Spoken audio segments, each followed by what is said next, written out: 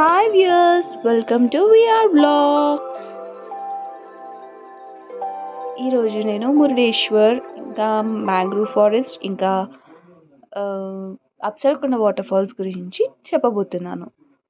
ఇది వచ్చేసి Apsarakonda water falls, mangrove forest, eco beach, ఇవన్నీ కవర్ చేస్తాను. ఇంకా మేము గోకర్ణ నుంచి మురుడేశ్వర్కి వెళ్ళే దారిలో తీసాను. మీలో ఎవరైనా నేచర్ లవర్స్ నాలాగే ఉంటే ఎంజాయ్ చేస్తారని చెప్పి తీసాను. ఇక్కడ నుంచి మేము మురుడేశ్వర్కి వెళ్ళిపోయాం డైరెక్ట్గా. మురుడేశ్వర్లో ఇది శివ స్టాచ్యూ.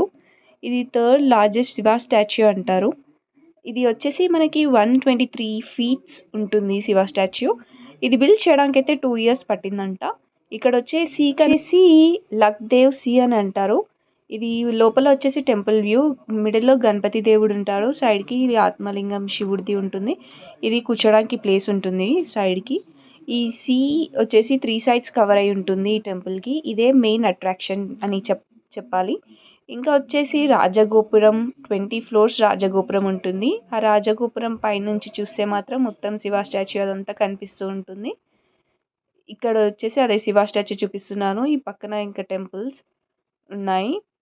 ఇంకా ఈ రాజగోపురం వచ్చేసి 237 feet హైట్. ఇంకా సెకండ్ టాలెస్ట్ ఇన్ ఇండియా అంటారు గోపురంని. ఇదైతే తప్పకుండా మీరు విజిట్ చేయాల్సి ఉంటుంది. ఇంకా నెక్స్ట్ వచ్చేసి అప్సరకొండ వాటర్ ఫాల్స్. ఇదైతే చాలా పీస్ఫుల్, ప్లెజెంట్గా ఉంటుంది. వావ్, చాలా బాగుంటుంది. ఇక్కడైతే మీరు చాలా ఎంజాయ్ చేస్తారు. ఇది చిన్న పాండ్లా ఉంటుంది, కానీ వాటర్ అయితే చాలా ఫ్రెష్ ఉంటుంది. నెక్స్ట్ వచ్చేసి మ్యాంగ్రూవ్ ఫారెస్ట్ గురించి చెప్పబోతున్నాను. మ్యాంగ్రూవ్ ట్రీస్ అండ్ షర్బ్స్ అనేవి ఇక్కడ ఉంటాయి. మ్యాంగ్రూవ్ అంటే గ్రూప్ ఆఫ్ ట్రీస్ అని అర్థం. ఇది వచ్చేసి ఇది ఫిషెస్కి ఇంకా వీటికి అని చాలా బాగా పెరుగుతూ ఉంటాయి. మేము వెళ్ళింది మాన్సూన్ సీజన్లో కాబట్టి వాటర్ అయితే చాలా ఎక్కువగానే ఉన్నాయి.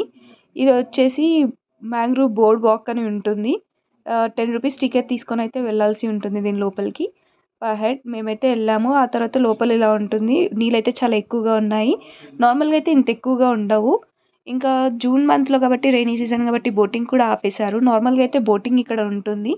ఈ బ్రిడ్జ్ కింద నుంచి బోటింగ్ అయితే చాలా బాగుంటుంది, ఫోటోషూట్స్కి వాటికి వీటికి. మేము వెళ్ళినప్పుడైతే ఒక కపుల్ అయితే ఫోటోషూట్ తీయించుకుంటున్నారు. ఇక్కడికి వెళ్ళి అయితే చాలా ఎంజాయ్ చేయొచ్చు. మీకు మెంటల్ పీస్ కావాలంటే ఇక్కడ చాలా బాగుంటుంది. ఇంకా గ్రీనరీ అయితే చాలా సూపర్గా ఉంటుంది, ఎంజాయ్ చేయొచ్చు. ఇంకా ఇక్కడ మేము వెళ్తూ ఉంటే వేరే దగ్గరికి రెయిన్ వచ్చింది. సో మేము ఆగిపోయాము ఈకో బీచ్కి వెళ్ళే దారిలో. ఇది వచ్చేసి ఈకో బీచ్లో ఎంజాయ్ చేసాము. వేవ్స్ అనేది కూడా చాలా ఎక్కువగా వస్తుంది. వేవ్స్ కూడా చాలా ఎక్కువ వస్తున్నాయి, ఎందుకంటే మేము చెప్పాను కదా ఆల్రెడీ మాన్సూన్ సీజన్లో జూన్లో వెళ్ళామని. సో అందువల్ల ఇలా వస్తున్నాయి. ఈ ఈకో బీచ్ని ఇంకొకటి ఏమంటారంటే బ్లూ ఫ్లాగ్ సర్టిఫైడ్ బీచ్ అని కూడా అంటారంట. ఎందుకంటే ఇది చాలా వాటర్ క్లీన్గా మెయింటైన్ అవుతుంది అని చెప్పేసి అంటారు. ఈ బీచ్ వ్యూ అయితే ఎంజాయ్ చేయండి. మీకోసం ఒక ట్యూన్.